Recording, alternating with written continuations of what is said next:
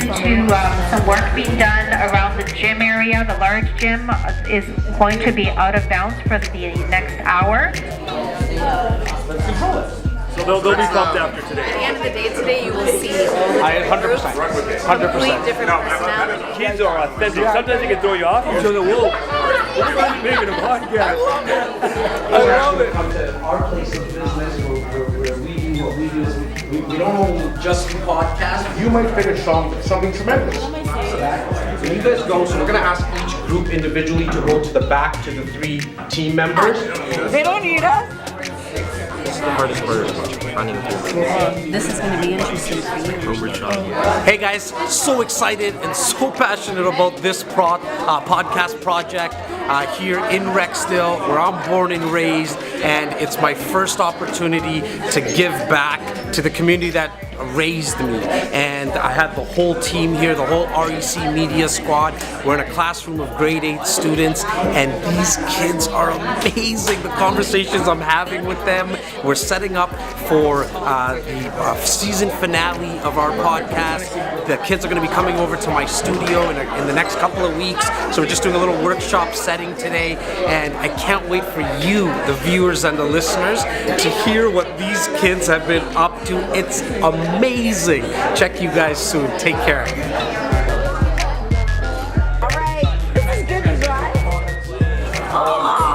I love with you guys. Thank you. That's actually pretty cool. Yeah. I just wanted to take a quick second and say thank you so very much for opening up. I had some very, very high level and deep conversations with so many of you, and I'm humbled and honored that you were able to open up with us. So I thank you. Because of you, we're able to do this. So thank you. You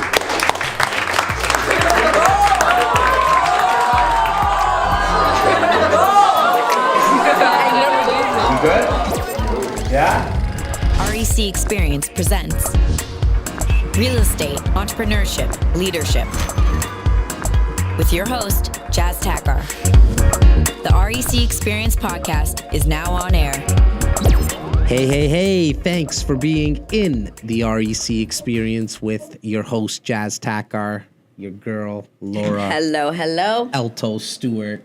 We got a couple of special guests with us today. We're going to let them introduce themselves. But before we do that, very excited to say this is our season finale. Dun, dun, dun, dun. Right? It is. Season 3 finale. Yeah, episode 21. So we did 21 episodes this season. Moving forward, I love the fact that it's so random.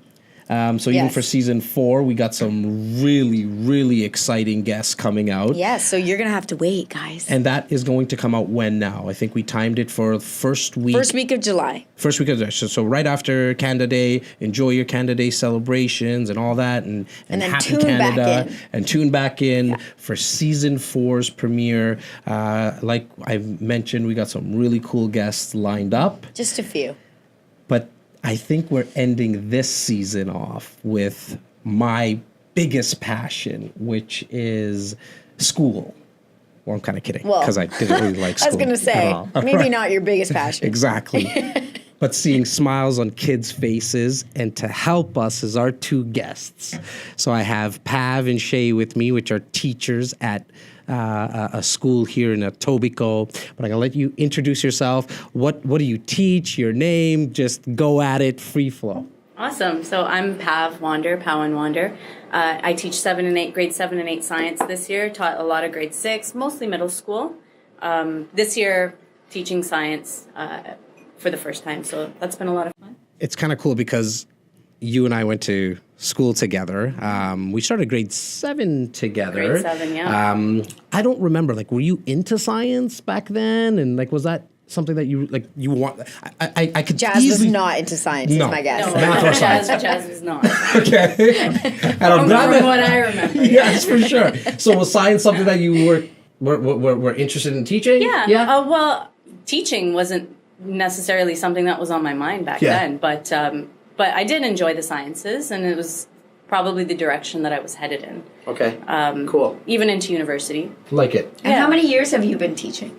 12. 12 years. Yeah, 12 years. Does it get easier or harder? Well, there's new challenges every year. So it does evolve.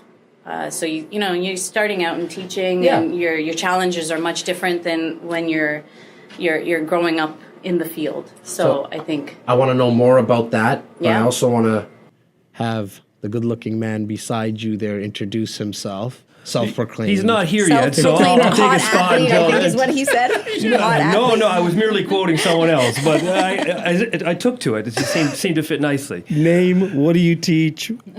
Well, my name's Chey Cheney. I've been teaching for a long time. I do a lot of free time, but often I'll try to nail some curriculum as well. But I teach English and math as core, gym in the afternoons, hence, free time. But it's not really free time. Like, I'm a trained professional. This is what I do. But I have a great time teaching. I've done it a long time. I think perhaps 18 years, 18 going years. on 19 years, so a long time. My man's here just got surgery on his knee, so thank you so much for still coming in, being a trooper and getting it done. Your crutches here somewhere. Please But don't I know talk we're about the getting rid crutch. of that. I hope we're editing all this sequence Yeah, out. yeah, I am not hurt. I He am never not needs a injured. crutch in life. That's No, like I know. that's the He worst just thing got you knee can say. surgery. He just got knee surgery. The gym so- guy doesn't limp in anywhere with crutches. Edit love it. immediately. Okay. I am prime right now. Like, I am. You look it for sure. See, we talked about this. Okay. When you started, was it always gym? No, I didn't start in the gym. Okay. I started just teaching grade 6, and I always coached the team. So I got involved coaching at an Right. early age. Yeah. Or early teaching. Got into coaching, and then the principal just said, "This is great, you're doing all this work. Why don't we attach you with the subject where you're giving all your extracurricular time?" Yeah. So I sort of inconsequentially got into the gym that way. So I started teaching grade 6. Yeah. Obviously came from an athletic background, but I didn't come in with the idea I wanted to be a gym teacher per se. Yeah. Wasn't really, not that it wasn't a passion. I wasn't athlete. I did do a lot of gym. I was keen to just get into the classroom, keen to just get in and teach. And then gym's just something I'm really strong at, really good at. And then it sort of developed to, when you're in your schools and you're trying to set up your schools, you've got to put people in their best places to perform. So if you have someone like Pav who's great at the sciences, you put them in science so that they can deliver great curriculum. I'm passionate about athletics and gym and being healthy, so it became a natural, why don't you start teaching gym? Like, I used to wear a shirt and tie all the time. For real? Yeah. I did. I can't picture that at all. Yeah. I did. I And then can't even imagine. I even did it wearing gym the first 2 years, and then Miss Jackson, who I For called 2 years? Yeah, Action Jackson, I called her, said, "This is great. You're the gym guy. Like, let's start wearing look gym the clothes." role. That's it.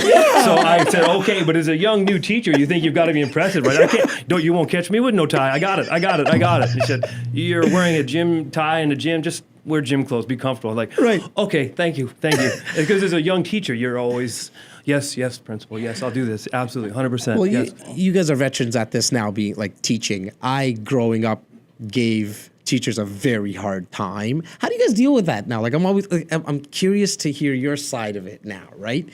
You think you gave your teachers a hard time. Okay. I don't think your teacher saw it that way. Okay. Yeah. Elaborate.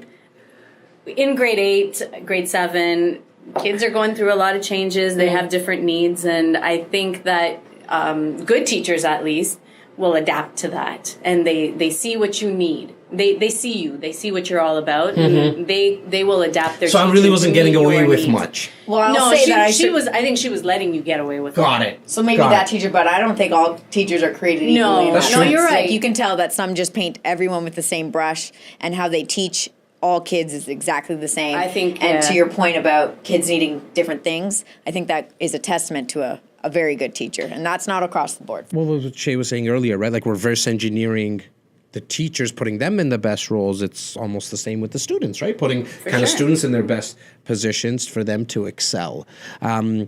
What is some issues you're seeing now with grade 6, 7, 8 kids?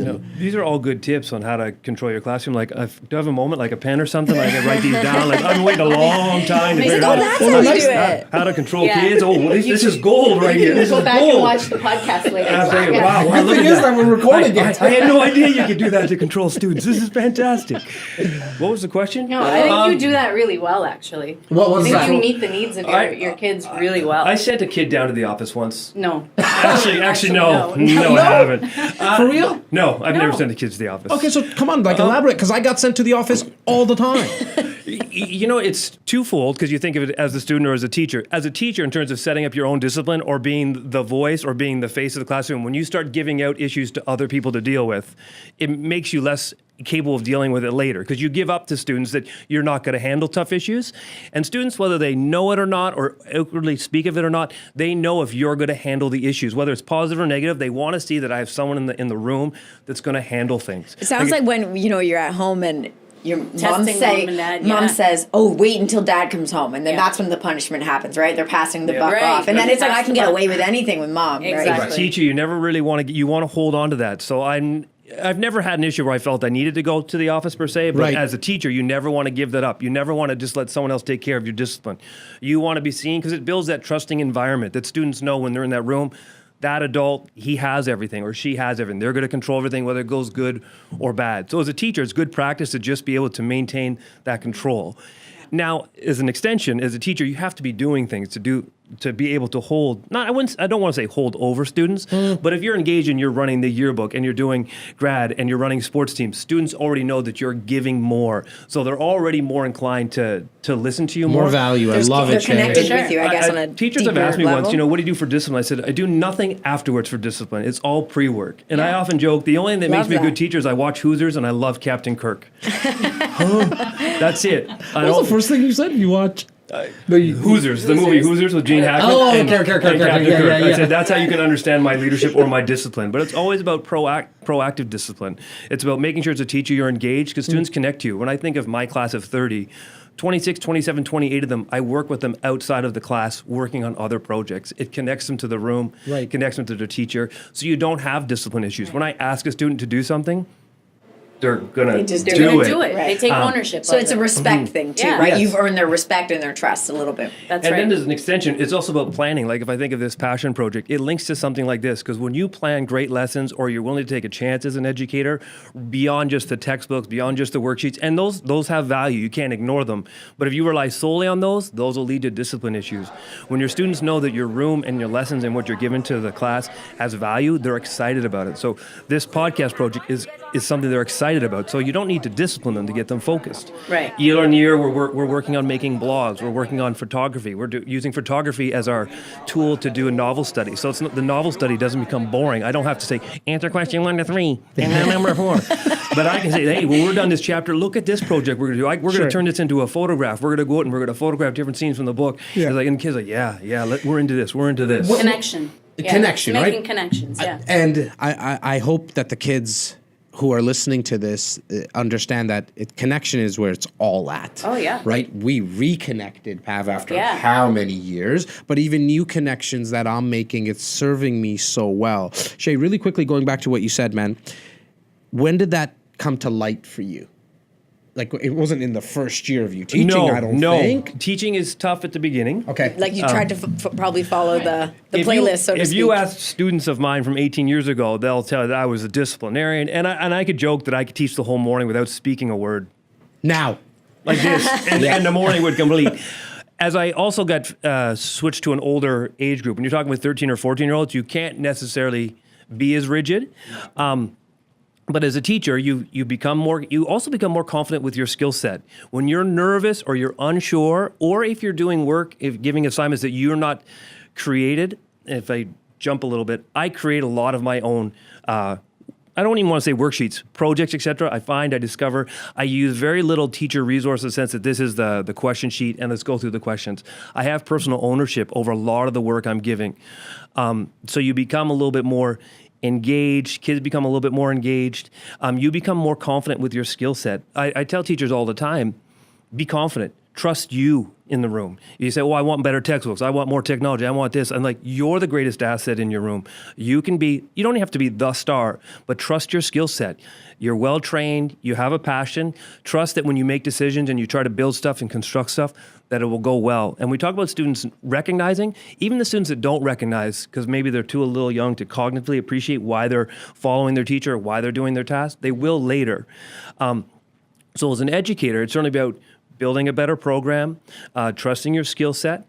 And certainly there's trial and error. I had those first 2 years where you have those, like, oh, it just didn't work. And if you're trying to be too rigid, you become a nag. It's kind of like anything, though, right? And it sounds like by you doing that and creating things on the fly or as you go and seeing how things work, it probably has kept you passionate as being a teacher. 19 years in, I'm sure things if you were just teaching the same thing year over year, it would get pretty boring. For sure. Right? Like when we talk about selling condo products, if you're always doing the same thing and you're not trying to try something new, and maybe if we market it like this or we talk about it like this, that's what keeps you engaged and passionate. That's part of the evolution of the job, though, right? Like that's from year 1 or 2 of teaching, and then moving into year 12, 13 to 18 years. You could be teaching possibly the same novel every year, from year 1 to year 18, but it's the evolution of, you took Genius Hour from being, a pamphlet or a poster or something into a podcast. That's the evolution. That's where that comes from. So you could teach, the curriculum doesn't change that much year to year. But it's the tools you're using to teach and to make those connections with the students. I think that's where a lot of the evolution comes from, and your development as a teacher. I think, you reaching out and finding all of the different resources that you have available to make these things relevant to the students. And Chey, how did Genius Hour start? What is Genius Hour? How did it come about? Genius Hour is not my concept, but if I come back to my other point about teaching and being confident, confidence also comes from being researched in your field. Right. So as much as I joke about being the gym guy, there's the gym guy. But I'm actually a very passionate teacher. And with that passion comes a lot of reading. I read up a lot. When you talk about you got to take your courses, I've taken my courses. I have my adolescent reading specialist. I have my history honors specialist. So if you want to talk those things, I can. You can. You bring that to the table. That's right. I love that. And that's very formalized, but also it's same with students. I tell students, I don't need to give you a lot of homework, but if I tweet something or I post an article, if you're really engaged, you're going to engage in that. You're going to engage with the tweet. You're going to engage with the article. So I actually do a lot of my own self-learning with my students. I'll say, I read this last night. I read that last night. So I do a lot of constant reading, constantly trying to be on top of what's going on. I try to branch actually outside of educational sources because education's great, but it tends to be a little safe and a little slow in how they want to demonstrate stuff. They want to make sure something's going to work. They want to make sure they have everything behind it first. By the time it comes into the classroom, it's like already passé. That's right. It's no longer. You read a lot of science, right? a lot of stuff on how the brain functions and how it processes, and it's really a lot of the sources I read to come across. So the Genius Hour, I wish I could say where I got it from to give proper citation to it. Yeah. But I read up on, Genius Hour. Students have an hour to investigate and explore a topic of their own. I said, wow, this is great. Let's see if this goes. And one thing about teaching is I always tell teachers, be ready to change the next day. You know what? I've studied the same novel a couple years on, but if I read a great article tomorrow, I'm going to change my lesson the next day. I'm going to give it a go, whether I know it's going to work or not. And sometimes it works great, and sometimes it doesn't work. And you have to be okay to understand it's not going to work, and then just correct it afterwards. And if your kids sort of see you as on the same journey that they are on, they're not going to give you the grief. I've had lessons that don't work, and we're like, you know what, guys, Where most people would probably fear like, well, if it doesn't work, then they're going to see that I'm a failure, and then that's when they'll take advantage. But it sounds like you're actually saying that that's the moment that they can connect with you even more and respect that more. Pav, when you and I were originally talking, you said, Jas, this idea about doing the podcast, I got the right teacher for you. And I know, like, now I really know why. Because I'm sure I've had conversations, but now I really get a good understanding. What do you remember about that conversation? What excited you about doing this passion podcast project? For me, the light bulb moment was when you said, maybe we can do something with the podcast together. And I just remember thinking, all of a sudden, a light bulb goes off in my head, Genius Hour. Yeah. That's perfect. It's the perfect way for the students to illustrate what they've done their research on. And it's something new, interesting, it's current, it's relevant to what they are exposed to right now anyway. So yeah, let's see if maybe we can do that. We can give them a different way to express themselves. Right. Because they do the posters, they do the flyers, not that those are bad ways to express themselves, but this is something entirely different. This is like out of the realm of what they've been exposed to. It's the ultimate evolution of the It's project, the, right? Because yeah. we talk about what was Genius Hours. So the original concept was Genius Hours is you explore something. Rather than me telling you I want to know about math integers, why don't I give you an hour with a Chromebook and then you tell me what you explored. Tell me what you found. And it was great. Like from the first time I've done it, complete success. And you learn so much about your students. Rather, like their voice isn't so much what they say, it's what they're looking up, what they want to. It's amazing. We had already, just for our listeners and our viewers, we've already met with the kids who are going to be on after to learn a little bit more about their project and their topics. And we were amazed at what these kids have chosen to research and explore. I thought we were going to be going in and saying, I'd like dogs, and like we were going to explore dogs. And maybe I just didn't put my head in the mindset of a grade 8. But they're very well thought out. And This is very little prompting. Right. Like it's not like Chey said, try and look up social justice issues. Yes. Or anything of that nature. It was find your passion and research it. And so these are this is the most genuine you are going to get these kids. Oh my this is God. what they are into. This is what matters to them, and this is what they want to talk about. And You these can tell are the topic- these kids are going to be grown-ups, and I hope they look back and remember this experience with the way that I think we'll all look back on it. It gives me goosebumps just talking about it, because if I had a teacher like that in grade 8, it could have changed things. Like you just never know. And I think, Jas, we should bring back the point of when you started getting excited, or you thought you had to reach out to Pav. Pav posted something on Instagram, and I thought to myself, you know what? I'm gonna reach out to Pav. Yo. Yeah. Pav, No, what's up? It was more like the most awkward thing. no, it was more like a DM to her, like, "What up, girl? Can you give me a call?" I didn't read it as "What up, girl." I read it as "What up, girl." And Pav texts me back. She texts back saying, "Jas? Question mark. Was this meant for me?" I'm Spam? like, Question mark, question mark. I was like, "Yeah, give me a shot. I want to talk to you about something."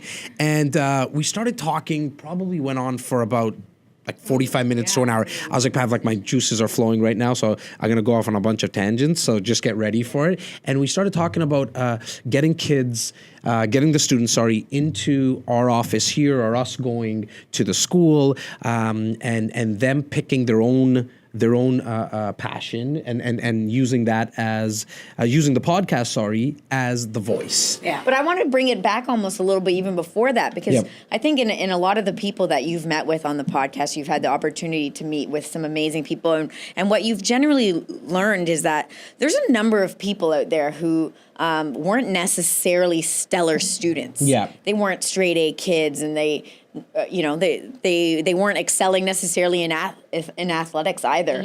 And I know that you had mentioned you had a grade 8 student that you felt really touched you. A grade 8 teacher, sorry. Yeah, shout out to Miss Kanata, was my grade 8 teacher who was who did give me a lot of leeway.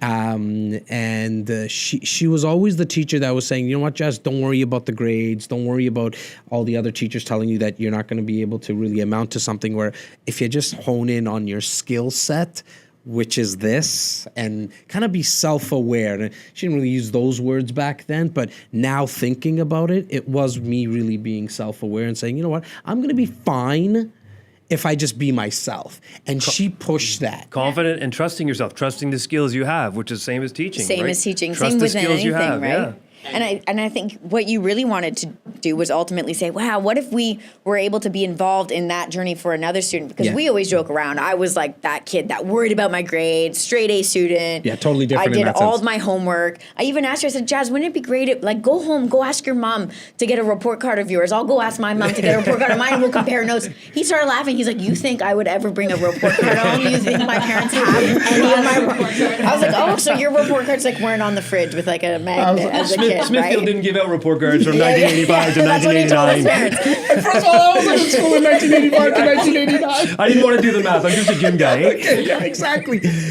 Report cards, I would make sure I did not allow my parents to see my report card. I mean, they did obviously some years, but when she said that, I was like, my parents didn't keep my Like, you report. just There was laughed so nothing to hard. be happy You mean about. you don't have a binder? I was like, what do you mean? My mom all could of your give report you cards? all of my perfect report cards. Yeah, I still have a folder I think of them. we ultimately wanted to let kids know that whether you're like me or you're like Jas, I mean, look at us. We both work together now in the same place, and we're both passionate about what you do. So your journey to get where you need to go in life might be very different. And, for sure. I think that's why, for me, that's what is really, I think, going to come out of this, and hopefully the viewers and the listeners feel the same way, that the kids have put in a lot of time.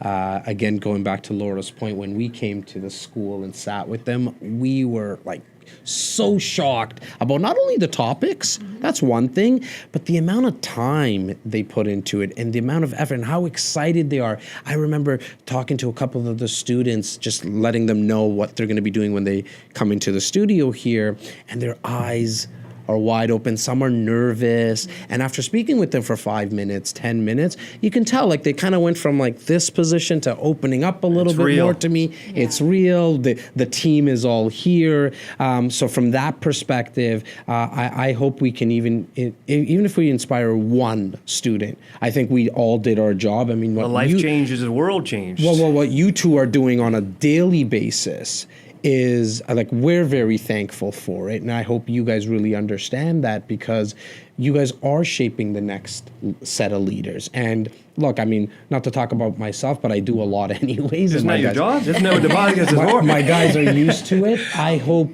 and I really think you are inspiring the next Jas, and that might be in whatever form. Right. The next Beyonce, the next LeBron, the next Sidney Crosby, whatever it is.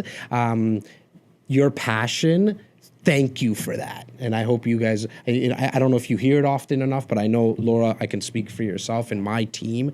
When we came there, we left like, holy crap, these kids are in really good hands. Yeah, those are some lucky kids. We appreciate the thank yous. We always say, if you want to be thanked, don't become a teacher. That's not coming. Yeah, 100%. And as a teacher, you can't, like, I'm pretty flamboyant, and I guess some people say I have a big ego, but I said, don't come into teaching with your ego. Like, don't expect to be praise. That's not your job, and it shouldn't be your passion to have that praise. And I come back to this passion project, and we talk about students, we talk about 13 or 14-year-olds. This is the ultimate climax. They get to go into a recording studio, they get to do something amazing.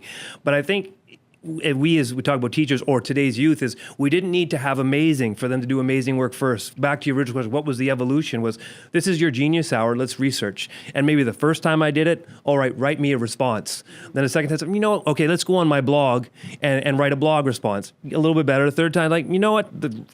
You students are giving so much to me by doing the research that I'm trying to find a better way for you to give it back to me. And there's, all right, let's do it on tweets. All right, let's make a brochure. All right, let's make a poster. The beauty of that is you probably realize that some of the kids had a knack for writing. Like I actually really enjoy writing.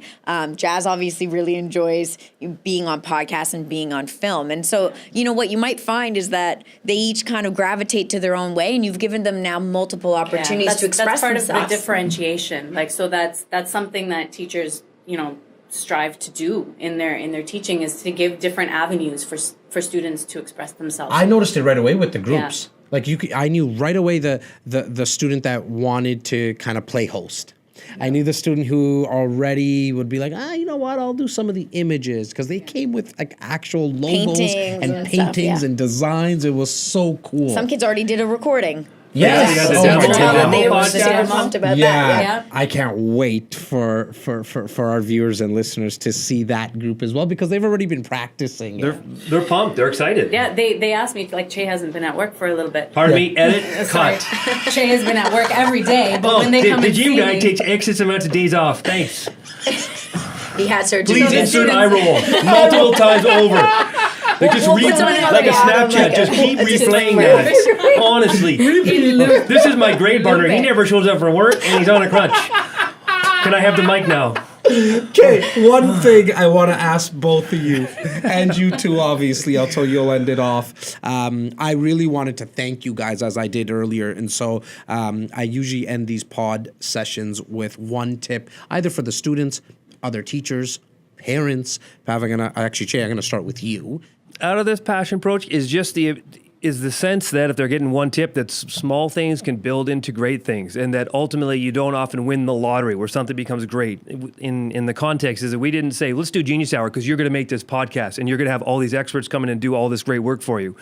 they did the grind of the Genius Hour. They did it in a variety of different ways. And what they gave back inspired me to keep trying to find more venues for them to do it. So I tell students all the time, like, I give, but I get to give more when you give back. And so the more they engaged with every task they had, it became more natural to want to find another way for them to do the work.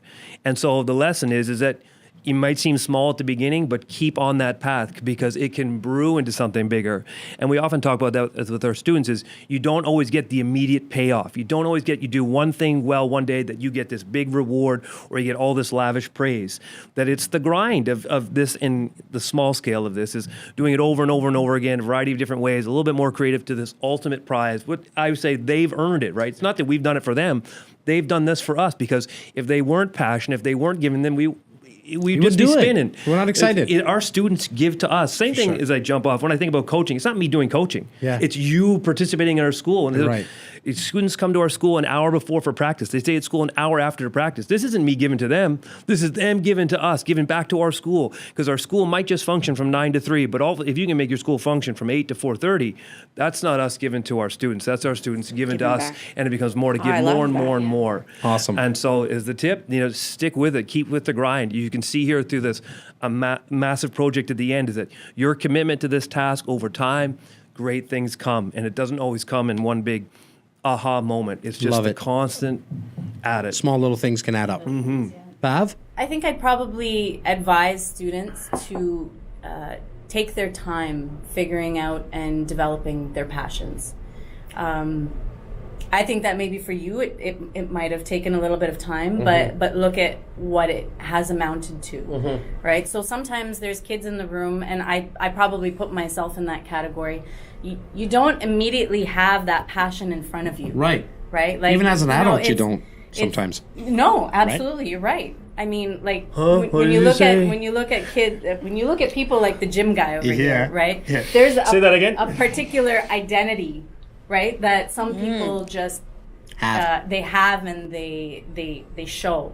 But some kids they don't have that, and they don't necessarily have something that they can grasp onto as their identity. But over the course of time, it might start to show through. It might start to make its way forward. And I think the Passion Project kind of, or Genius Hour, or even delving into different passions, it kind of helps to develop that over time. A sense of self. A sense of self, yeah. Just even important for grade 8 students. It's a good point because we put a lot of pressure on our students to know where they're going. They're 13 or 14. Yeah. We didn't have that pressure. I changed my career 5 times, so let alone when there's so much pressure on today's youth. 9 years, right? Yeah, exactly, yeah. Laura? So, yeah. Thank you, Pav. I guess I'd say, because I get the feeling that there are some kids that are super pumped about this and some that maybe are more hesitant. So obviously the ones that want to be on camera and they're very comfortable with that, that's great. And it's great to foster something you're good at. But the ones that are a little more nervous and concerned, I hope what they gain out of the end of this is that by pushing yourself out of that comfort zone a little bit, what you can gain and looking back. And even though it might seem so small and trivial, those things add up over time, those little wins. And I hope they can kind of pat themselves on the back and say, I was very uncomfortable with this, but I did it, because the rest of their lives are going to be filled with those moments. And if you just stay within that comfort zone, you're going to have a hard time really doing something that you are passionate about, because everything worth having is just right outside that comfort zone. Awesome. I'm going to end it off by saying to the kids and to parents, adults and teachers, dance in your own box, meaning that find what you are passionate about and get real quiet. A lot of my viewers have heard me say that a lot recently. Get quiet, shut out the outside noise, and just grind, as Chey mentioned as well. Just grind daily, have the patience. Things do come about. It just takes time sometimes. Guys, thank you so much for not only coming and doing the introduction with us, but allowing this project to happen because of your vision for it. It's all coming together, and because of you guys, again, thank you so much. Yeah, thank you for allowing us to give back too. You're welcome. Thanks for having us. Yeah, absolutely. Thank you guys. It's just been the perfect harmony, just right at the I right agree. time. Yo, yo, yo, Cav, what's up? It's gone great. No, you know what? No. The kids have had a great time with this, but we've also had a fantastic time with this. Like, I was saying to the kids when we came to the school that day, I said, we thought that we were giving back what they've already given to us when what we saw that day, way more. And to the viewers and listeners, enjoy the rest of the episode. You're essentially going to see a mashup of all 8 little mini podcasts that were done with the students on topics that they chose themselves. And so enjoy, leave us a comment, give us the feedback. It means the world to us. Enjoy, guys. Take care. Now let's shoot the opening for season 4. Great job, you guys. It was fantastic.